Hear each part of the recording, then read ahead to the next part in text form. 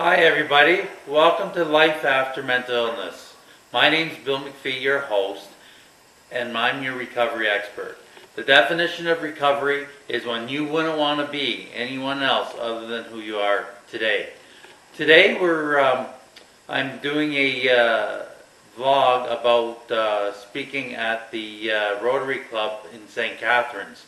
So that's what you're going to see today. And tomorrow I'm going to answer a question from Vic regarding, partial question regarding medical marijuana. So remember, there is life after mental illness, and I hope you enjoyed today's video. Thank you. Have a great day. Hey, hi everybody. Today, Dwight and I were heading off to St. Catharines. I have a speaking engagement at St. Catharines Rotary Club, and I'm gonna speak a little bit on mental illness and talk a little bit about the Rotary Club about the Ambassadors for Mental Wellness organization that we have. So I'm glad you're along. So just wait shortly for the talk, and maybe we'll interview somebody and see how things are at the Rotary Club in St. Catharines. But before we go, Dwight, how was your day at school today? It was okay. Okay. It was a decent day. You have your geography and your science, and what's going on? I got caught up in French yesterday. Okay, yeah, because that's right. Dwight was sick last week. He was off a few days off school, so you caught up on French. That's good. Yeah, I'm all done that. And what else? I had to do like a French presentation. I went in at lunch and did it in front of her. Okay. I was supposed to do it while you were away. I was away. So did that do well? Yeah. Did you do good there? Yeah. Good. And how about science? What are you doing in science? We're doing like space and stuff. Oh, space. Mm. Okay. Is that like the thing between your two ears, like space that way? So, kind of, but like we're actually looking into. We were watching a documentary today. It was on like whether the moon landing was fake or not. Oh yeah. Like, it's right. a conspiracy theory that the moon landing was fake, and that there are some supporting details that could support the fact that the moon landing was fake. Like it was like they said that the flag was blown in the wind, like there's wind, right? The flag was blowing, right? And that the rocks, the shadow of the rocks weren't parallel, meaning that there would have to be more than one light source. But on the moon, there's only the sun. Right. So and I think there's something. And I think there's something about the dust or something too, right? It's something about them running when they land, the dust or something like that. I don't know. Yeah, and they think they can. Yeah, they think. Well, here's the theory between me and your mom on that. Is that we always say they can put a man on the moon, but they can't get a toilet to flush properly. Yeah. That's our household. We can't get our toilet to flush properly. Anyways, we'll see you next at the Rotary Club for our talk, and thanks for joining us. Have a great day. Thank you, everybody. Thank you, Mill, for that introduction. My name is Bill MacPhee, and I'm the CEO of MacPhee Media, which is a mental wellness company. And I'm also the executive director of an organization called Ambassadors for Mental Wellness. Before I start and tell you a little bit what that's all involved, I'm going to check my watch because I know we have very strict times here. So I guarantee that I'll be out of here between 10 and 15 minutes. So what I just want to first of all start off with you is a couple of stats around mental illness. Did you know that 1 out of 5 people will have a mental illness? That's 1% that's 1/5, 20% of the population worldwide has a mental illness. And those illnesses could be, for example, schizophrenia, bipolar, depression, obsessive compulsive disorder, anxiety, and they go on and on. But the two most prominent mental illnesses are schizophrenia, and you can have a subtype called schizoaffective, and then also bipolar and depression. By the year 2020, depression will be the #1 leading cause of disability next to heart disease and stroke. So some of those illnesses that I mentioned are very debilitating. They're called mental illnesses because they affect the brain. Now we know that a lot of times illnesses run in families. For example, we have genetic factors. For example, cancer could run in families, heart disease could run in families, diabetes runs in families, high blood pressure may run in families, things like that. And mental illness runs in families as well to do that.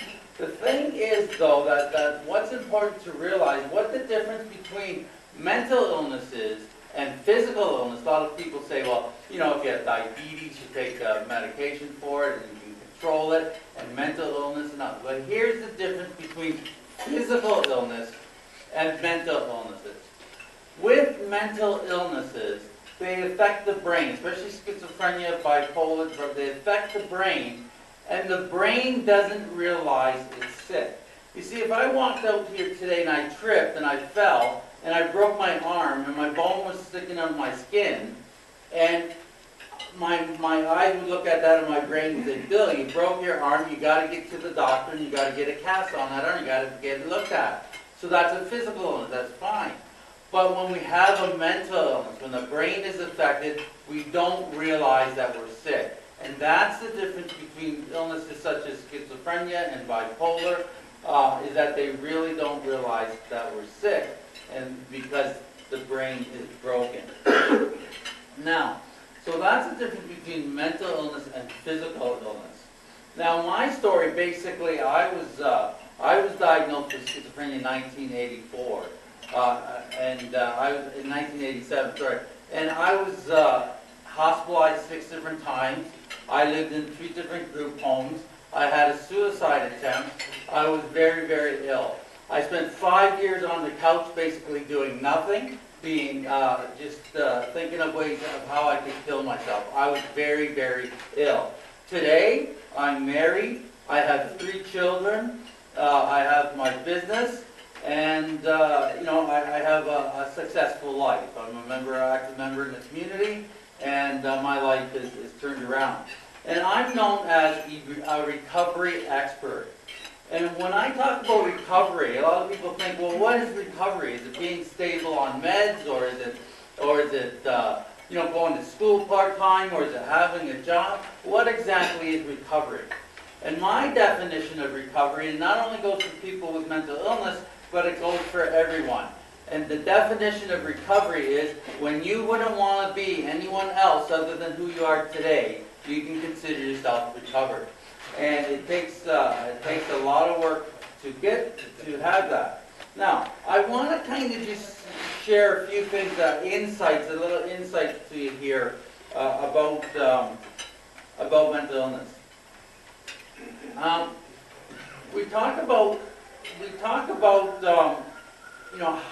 we see people doing funny things. For example, when we are out of reality with these mental illnesses or psychosis, basically a psychosis means split from reality, where you're not in reality, and you may see, you hear stories of people doing really, really bizarre things, really, really crazy things, and the doctors, they all have heard all the different stories, about the aliens or all the paranoia that's going on and everything like that. So the doctors have heard all those terrible stories and everything like that. But the real reason for the doctors, really, they want to try to treat the illnesses with medication and get you back into reality.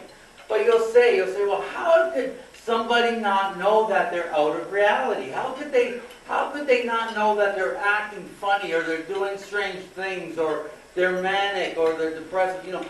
What are these? How come people can't understand that? And I want to explain and give you an analogy of that. Many of us here have probably been in the room somewhere in a crowd where somebody has body odor, right? We can smell that BO. We can smell the BO, and we say to ourselves, how could that person not know that they don't stink? How could they possibly not know that they don't stink? We've all experienced that, right? But they don't. They don't really know that they stink. And that's the same analogy of somebody with a mental illness who's acting very bizarrely or on the streets and talking to themselves and everything. They don't realize that they're ill because of the nature of the illness. Or say, for example, somebody had a stroke. If somebody has had a stroke, they could be in the doctor's office, and the doctor will ask them, they say, you know, Mr. Jones, can you raise your right arm? And the doctor would say, go, and Mr. Jones, he's there, he's trying to raise his right arm. And he says, see, doctor, I did it. And the doctor would say, what are you talking about? Your arm didn't go up, you didn't raise your arm. But Mr. Jones literally thought that he had raised his arm from that stroke. And that's, and you can say, well, how can you possibly not know that? That's an example of understanding our illnesses and how you can be mentally ill and not know it. So that's the real tragedy with mental illness, is that we don't know that we're ill. Now, I want to talk a little bit. I mentioned to you that I was hospitalized 6 different times. I lived in 3 different group homes, and my recovery took quite a bit of really, really hard work and finding the right drug and everything like that. Today I want to just spend a few minutes here talking about Ambassadors for Mental Wellness.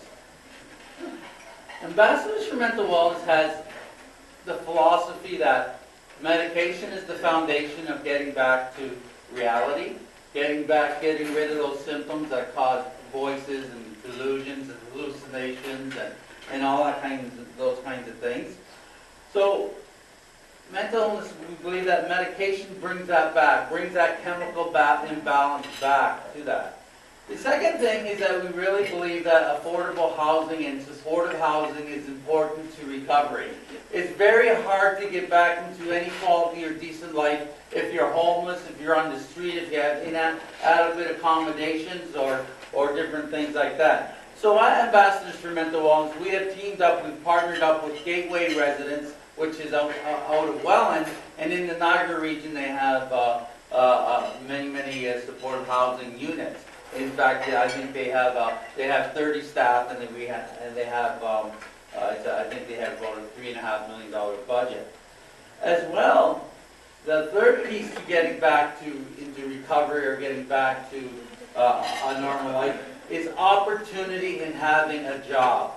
A lot of people here, this is a Rotary Club, and you have your own businesses, or you were in your own businesses, and you know how important for your life and for your livelihood and for your quality of life, how important working is, and having an identity of having a place to go and work. And right now in our land, right across the board everywhere, people with mental illness are stuck. They get stuck. We may be getting stuck, stable on meds. We may be getting back to stable, but then we have nothing to do. And because of that is because of a lack of opportunity. A lack of opportunity in getting back to meaningful work. And that's where Ambassadors for Mental Wellness comes in as well. So we partnered with iCancer in Stevensville, which is a 78-acre working ranch that has a program that we've created called the I Can Arise program. And what these programs, we're just in the process of getting funding for. Basically, what we're doing with that is that we're getting into equine assisted learning and wellness programming. We're getting into ecotherapy.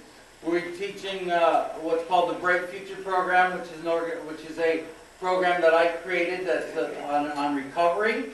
And basically, we're doing projects such as projects that are education and training. And we're training people for grounds and maintenance, horse care, gardening, horticulture. And the whole idea is to create opportunity for people to get back to work and create a skill for themselves so they can go on to real meaningful recovery. And I'm just going to end here by just telling you a quick story about opportunity. And all of us here as entrepreneurs realize the magic word in opportunity. I mentioned to you that I'm married and have 3 children and today. Well, my wife is Filipino, and she's from the Philippines. That's why she's Filipino.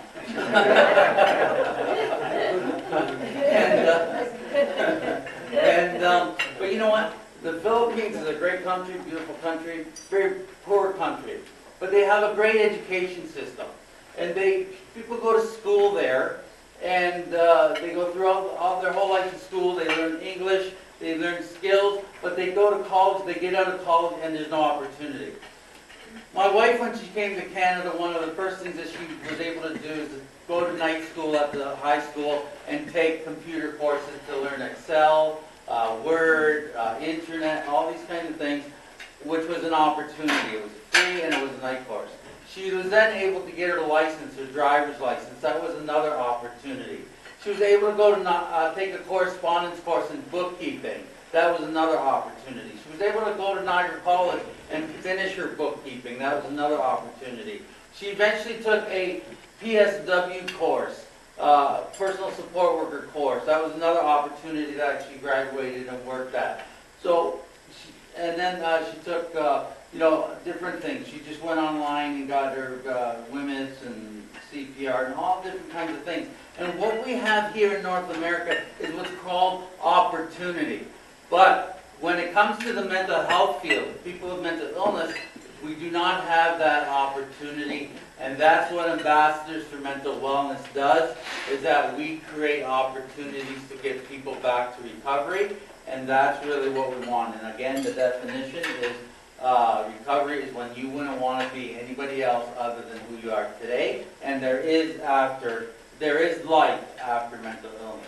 So thank you, and I'm just going to ask, eventually before I go today, I want to ask two people if I can maybe have a slight interview with them, just a minute interview, and talk a little bit about stigma and mental illness for my blog. I do a daily blog on YouTube. And also I've written a book called To Cry a Dry Tear, Bill MacPhee's Journey of Hope and Recovery with Schizophrenia. I have 5 copies here if you want. They're $15. And I have a DVD that I've done as well. So I just want to end there and tell you that there is life after mental illness, and that I hope that I could work with your Rotary Club on any projects or on something. Somehow maybe we can do some kind of a joint partnership, just something minimal with Ambassadors for Mental Wellness to show on that entrepreneurism and how meaningful work and opportunities are. And there's no better to create different opportunities through a Rotary Club. So thank you very much, everybody. Hi, everybody. We're back from the Rotary Club speaking there. Hope you enjoyed that session.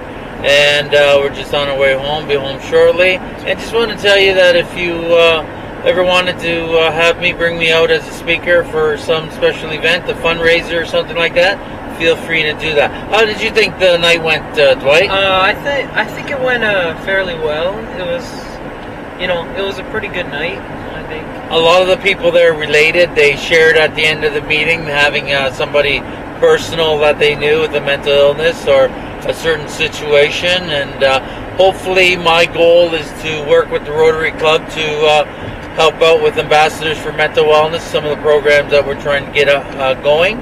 And that would be great. So anyways, thanks for watching, and have a good night, and we'll see you tomorrow. Good day. Bye-bye. Hi. Thank you for watching. Make sure to like, comment, and subscribe, and follow me on Facebook and Twitter. And also be able to send me your questions at bill@billmacphee.ca. As well, for more information, go to billmacpheerecoveryexpert.com. Links will be in the description below. Come back for another vlog tomorrow, and remember, recovery is when you wouldn't want to be anybody else other than who you are today. And there is life after mental illness. Have a great day.